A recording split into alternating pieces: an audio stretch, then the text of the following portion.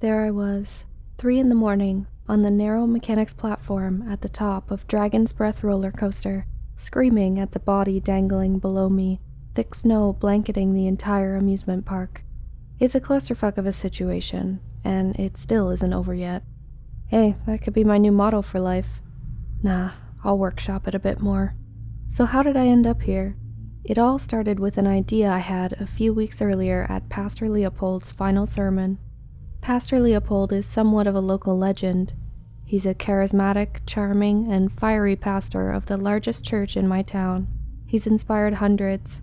He's changed so many lives, including my dad's, who's a recovering alcoholic. I don't know where I'd be without him. It's safe to say that Pastor Leopold was the backbone of Morgan County, but he wasn't always that way.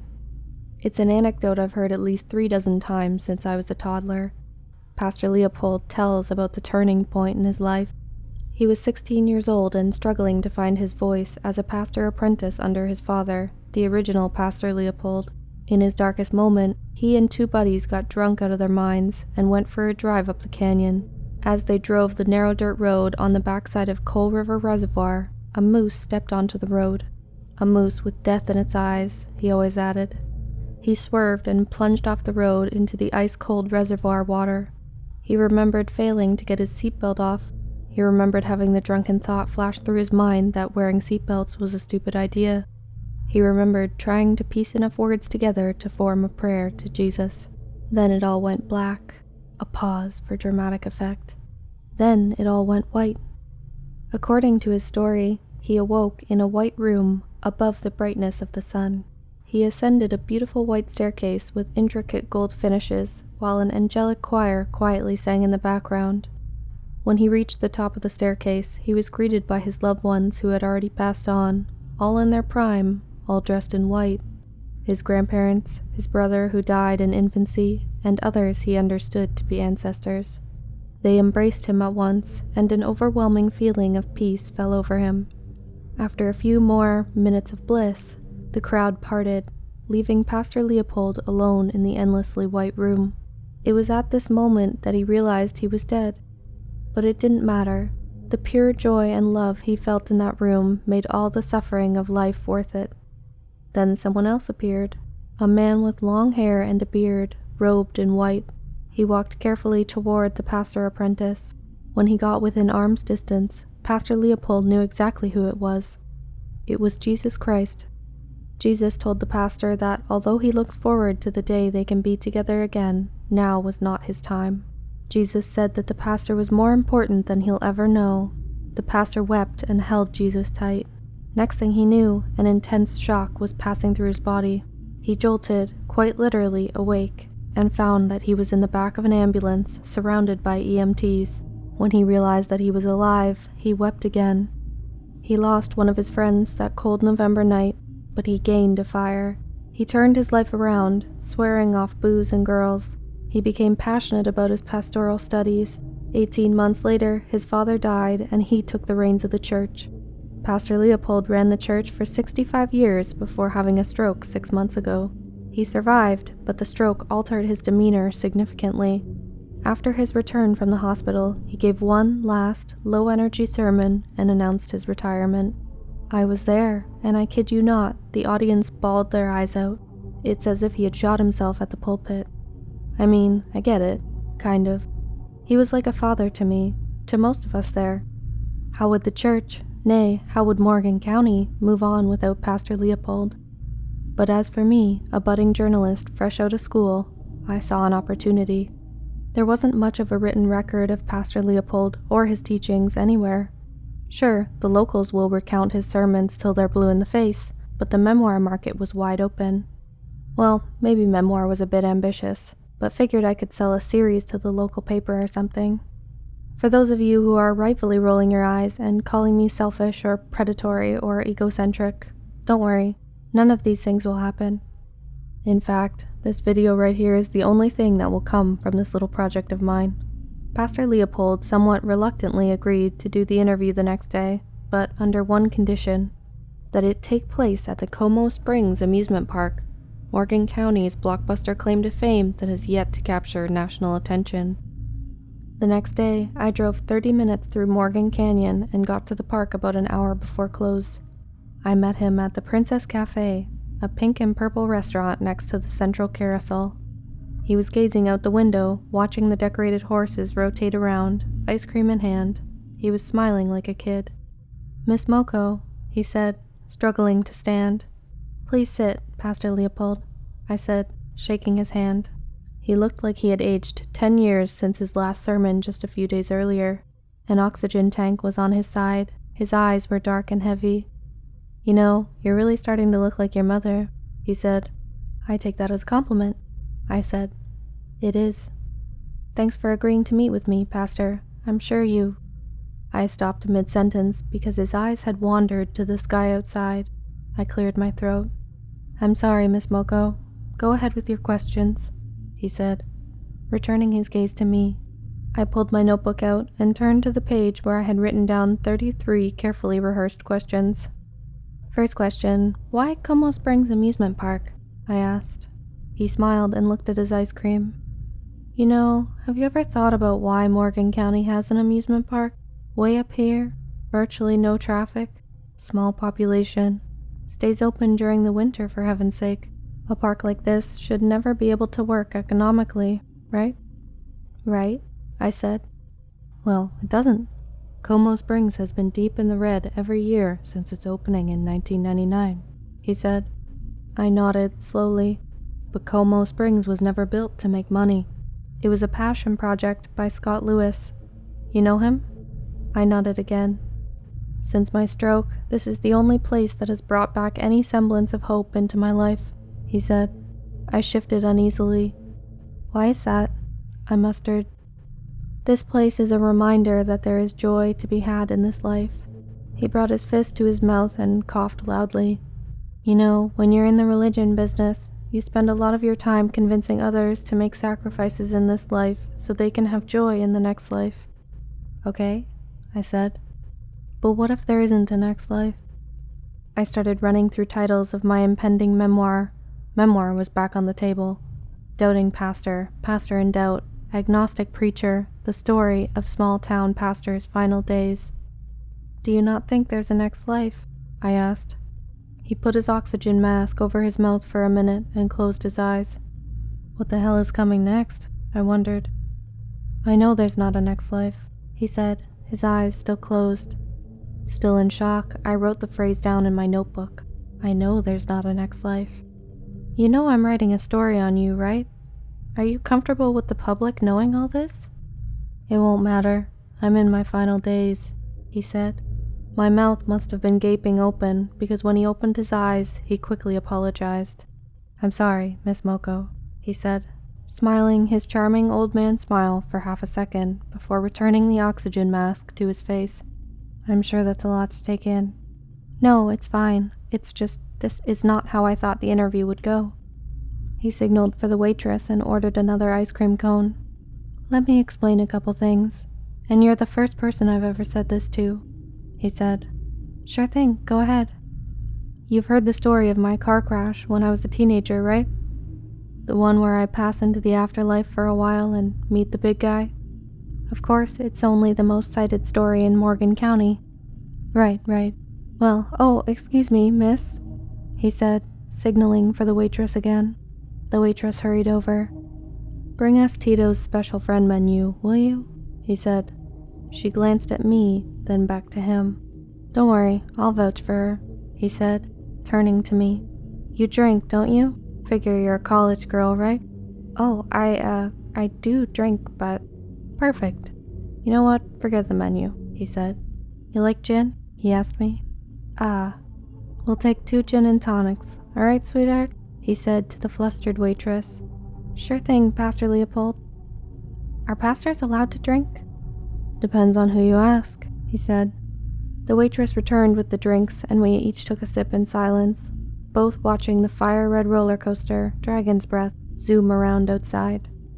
You know, when we're done with this thing here, I'm riding that fucking thing, Pastor Leopold said. I choked on my drink. At this rate, he's gonna ask me to sleep with him. I'm sorry, you were saying about the car crash story? I asked, now second-guessing my whole journalism career. "Alright, here's what happened," he said, and signaled for another drink. What really happened? I finished my drink and sat up straight. I did experience a vision of some sort. I was engulfed in black, then engulfed in white, just like I always said in the story. There wasn't a decorated staircase, though. I woke up in a large, infinitely large, white room that was filled with people sitting in chairs as far as the eye could see. God, it was so peculiar. I recognized some people, like my grandparents and others I knew that had already died, but most I didn't know.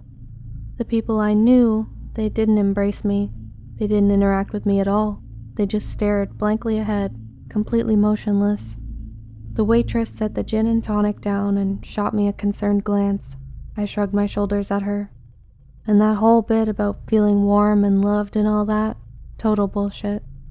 I didn't feel loved. I felt horrified. Could you imagine how weird that would be? Hundreds, thousands of people staring blankly ahead in a room that goes on forever? I nodded. I had stopped taking notes. I walked slowly down the rows of chairs, trying to see if the room had an end, but I couldn't find one. He took a deep breath from his oxygen mask. After what felt like about 20 minutes of walking fruitlessly past the rows and rows of blank-faced people, someone approached me. It wasn't a man. It wasn't a woman. In fact, I don't think it was human. It certainly wasn't Jesus. Bald, pale, relatively tall. It wore nothing but white robes, and its eyes were a little bit off, like it was not looking at me so much as toward me. The thing resembled a human only because it vaguely knew that I would trust talking to a human. Does that make sense? So, that's why your dead loved ones were there? To win your trust? Yes. It was trying to make me feel like I was in human heaven. Sounds like they didn't get it quite right, though, I said. Exactly. Everything was a little weird, a little off, he said, and broke into a little coughing fit. I finished my G&T and called for another one. At this point in the conversation, I didn't know what to think about his story. On one hand, he was a trustworthy, patriarchal figure to me, so I wanted to believe him. On the other hand, what the fuck? I tried telling myself the wild story was the result of the stroke and his subsequent mental decline, but it didn't sit quite right. He was so incredibly lucid, so clearly tormented, and there was something about me that allowed him to divulge in a way he never had before. The thing spoke to me in a baritone voice with little inflection. Pastor Leopold continued. I didn't have a way out of the infinity room, so I had no choice but to listen. What did it say? It told me that my mission in life was to bring as many people to Jesus Christ as possible. You're kidding. I don't understand, I said. Why? I mean, what else did it say? He took a drink and swirled the ice around his glass. It said that my participation was critical to 422, he said. 422? What the hell is 422? He chuckled. Believe me, I've asked myself that question thousands of times over the years. I looked over the scribblings in my notebook, then put the pen in my mouth for a moment. The general purpose of the experience follows a very traditional Christian narrative, bringing others unto Christ, but a room filled with lifeless bodies sitting in chairs, a robot alien figure dressed in white robes. I don't know what to make of it. Neither did I, until about 6 months ago, he said. The stroke? He nodded slowly, looking between his glass and the snow-covered amusement park outside. When I had the stroke, I visited the same place. Same endless white room, same chairs filled with inanimate people stretched back as far as the eye could see. There were many more familiar faces this time, since almost everyone my age is now dead. I wandered the rows. He put the oxygen mask on for a moment, trying to catch his breath. Miss Moko, he said, understand that I had spent decades trying to forget my first visit to that awful place. I had largely tricked myself into believing the embellished version of the story, mind you, so coming back to this horrible scene, the horrible people in chairs, the horrible bright light, I wanted to die for real. I nodded sympathetically. What happened? After I wandered for a while, the same figure appeared. Non-gendered, tall, pale white skin, bald, robed. This time, it was much more direct. It introduced itself as 39. Like its name was the number 39? I guess so. It said it was there on behalf of 422, he said. Okay, I said. It said that 422 had essentially lost interest in 9398.22, or some random number like that, and that 422 would not intervene to extend my life. What the hell does that mean? A tear formed in the corner of Pastor Leopold's eye. I'm sorry, he whispered. I handed him my unused napkin. It's okay, it's okay. He wiped his eyes. Miss Moko, he said. Please, call me Marie. The thing, 39, explained to me that I was the central test subject in an experiment run by something called 422. Essentially, everything you see, people, things, nature, planets, it's all put in place for me. I was flustered. This was not how I saw my first interview going. Marie, I know it sounds crazy, and you don't have to believe me, but 39 told me that when I die, the experiment ends. Meaning? I asked, somehow knowing the answer already. Meaning that all this, he said, waving his hands in the air, disappears when I die. My first instinct was to laugh, which, thank God, I did not. But as we sat there, as I watched this weeping old man, this patriarch of the community, this man that I have trusted and looked up to my entire life, an unsettling horror sank in. I believed him. We ordered another round, then went our separate ways. He stayed at the park to ride his precious dragon's breath, and I left. When I got home, I went straight to my room. You'd think I would have hugged my parents or something. Yes, I still live at home, given that life as we know it could be over at any time, but I didn't. I fell asleep in my bed about 10 minutes later. At around 2 in the morning, I jolted awake with the unshakable feeling that someone was in my room. I sat up in my bed abruptly. Someone was sitting at my desk. Hello? I said. The person rotated around slowly. As the light found their face, I realized that not only did I not recognize them, I couldn't even tell if they were a man or a woman. It was bald and wearing white robes. Its facial features were a little bit off. Before it opened its mouth, it clicked. 39, I whispered. It looked toward me for a second before opening its mouth. Go to Como.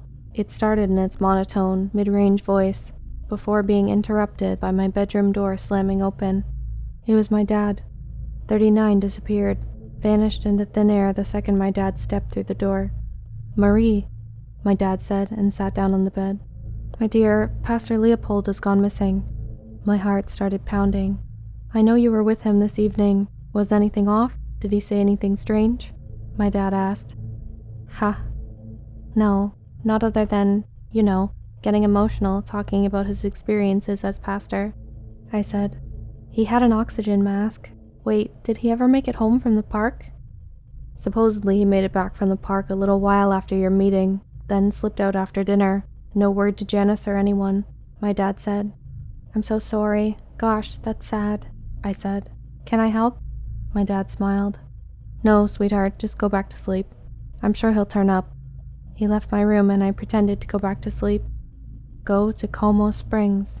That's what 39 was trying to tell me. I mean, it was probably a dream, an incredibly vivid dream, but still. If what Pastor Leopold told me was true, he's got the weight of the world on his shoulders. I didn't know if I could do anything to help the situation, but I believed that I was the only person that truly understood what he was going through. I snuck out the back door and got in my car. The canyon highway was even snowier than it was a few hours before. The snowplow was catching up on sleep, no doubt. I arrived at Como Springs Amusement Park 30 minutes later, welcomed by an empty parking lot blanketed in fresh snow. I parked as close as I could get to the entrance and made my way to the front gate. Without a second thought, I went around the stone columns and climbed the fence. The amusement park was horribly dark and cold. The only thing lighting my way was moonlight muted through snowy skies and my phone light. Pastor Leopold, I yelled aimlessly. I walked around the central courtyard past the Princess Cafe, the stretch of carnival games, the carousel, the hot dog stand, then finally to Dragon's Breath. I yelled his name a few more times to no avail. As I rotated my light around, something reflected in the snow outside the queue line. I approached cautiously, checking my surroundings. I crouched down and pulled it out of the snow. It was Pastor Leopold's oxygen tank. "Pastor!" I yelled. "Where are you? It's Marie Moko. Please come out." I dialed 911 and told them Pastor Leopold was at Como Springs. As I rotated the tank in my hand, I realized it was dinged badly on one side, scuffed with fire-red paint, the same paint from Dragon's Breath. I ran around to the other side of the ride entrance and flashed my light up. That's when I saw him. He was standing on the little platform outside the checkpoint station at the highest point of the roller coaster, motionless. "Pastor Leopold, I'm coming!" I yelled, although I don't think he heard me above the howling blizzard wind. I hopped the gate and weaved through the queue line. I crossed the loading platform, climbed over the tracks, and made it to the narrow staircase leading to the checkpoint station. I ascended the stairs, repeatedly calling out the pastor's name. He didn't seem fazed. While I climbed, I had a bit of an existential crisis. What exactly was I trying to achieve? If the pastor was right, and we were all pawns in a world built for him, then it's going to be over soon. Like he said, the world would just click off. Nothing I could do about it. On the other hand, I thought a lot about what he had said about Como Springs when I was with him, that life is worth living for the little joys, something like that. For him, it was the amusement park. For me, it was, well, what was it? I continued climbing in the snow, the wind howling louder the higher I got. I thought about childhood memories of going to Disneyland. I thought about going to the beach with my friends. I thought about the time I went skiing with Abby and we saw a bald eagle. I thought about drinking an Oreo shake. I thought about hugging my mom, singing along to the White Album. These were the moments to live for. These were the moments worth fighting for. That's what I told myself, anyway. In that moment of clarity, I knew what I was doing. I wasn't fighting to get to Pastor Leopold simply because that's what my evolutionary biology wanted me to do. I was fighting because I wanted to keep living, even if that meant just one more day. Once I got within about 20 feet, Pastor Leopold came alive. "Don't come any closer," he yelled. "Pastor, it's me, Marie, from the Princess Cafe earlier." I stopped about 10 feet away from him. He was standing, clinging to the railing of the platform. He turned his head slowly and looked at me. His nose and cheeks were purple. He had probably been up there for hours. He chuckled. "You have more questions for me?" "God, no. Listen, Pastor, I believe you. Everything you told me down there, I believe you." "Doesn't matter to me," he said, and resumed looking at the snow-covered ground far below. "What are you doing?" I asked amidst my heavy breathing. "I can't do it anymore, Marie." "I know," I said. "You don't know what it's like, knowing that life is a complete sham, knowing that everyone around me is fake, literally fake. You, my wife, my kids. Listen. When I had my accident as a teenager and met that god-awful 39, a part of me thought that I could have been dreaming. God, I wish I was dreaming. Pastor, it's one thing to speculate, it's another thing to know. Could you imagine what would happen in a world if everyone knew the lights could be turned off any day? No, everyone sticks around because we don't know, not in spite of it. It's why people go to church. It's why they fear God, because they don't know. We don't know shit, so we choose to believe something to get us through life. Believe me, I'd much rather have casual faith in a God rather than know the truth. Why don't we climb down? We can continue this conversation where it's a little bit warmer, I said. Sirens rang in the distance. You don't know what it's like, Marie. They've been haunting me. These awful purple beings, he said again, raising his voice. Look at me. I'm dying. The whole thing is coming to a close, Marie. Don't. He directed his gaze to the sky. How's this for an experiment, 422, huh? What do you think, 39? You stupid fucking robot. Didn't see this coming in your precious experiment, did you? Pastor, stop, I said, running up the remaining stairs. He inched closer to the edge of the platform. As I got to him, I looked up, matching his gaze into the sky. And for a moment, a sickening, horrifying moment, the sky changed. The stars were gone, the cloudy darkness was gone. All I could see were three colossal, unfathomably massive beings staring down at us as if they were casual admirers looking into a snow globe. They didn't look like anything I had ever seen before. They didn't resemble any sort of human, animal, or even fictitious monster I knew of. They wore black robes with hoods pulled over their heads. In the places where their faces should have been were randomly jumbled purple orbs. I don't know how to describe it, but for that split second when I could see them looking down on me, I felt sick, like I had witnessed a live beheading or something. I felt dirty, immoral, wrong. Flashlight beams shined through the tangled tracks of Dragon's Breath, briefly disorienting me. When I looked up again, the purple beings were gone and the sky had returned to its normal state. Before I could get my bearings straight, Pastor Leopold looked back to me. "You saw them, didn't you?" I nodded. "I saw them," I said. Pastor Leopold laughed maniacally.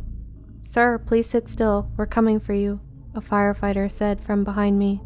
Pastor Leopold looked at him, then at me. "Experiment over," he said, and jumped over the edge. "Damn it!" I yelled, lunging for him. I looked down, trying to spot his body through the snowy air. I was sobbing, tears streaming down my face. I became extremely lightheaded. "It's over. Pastor Leopold was right. We're a measly experiment by some master race, and this is it. Any second now." While the firefighter tried to stabilize me on the rickety platform, I heard a moaning below me. The firefighter went to the other side of the platform and looked down. I heard him buzz into his radio. "Come in, we have Pastor Leopold alive, stuck about 15 feet below the platform of the roller coaster. We need a ladder and rappelling gear stat."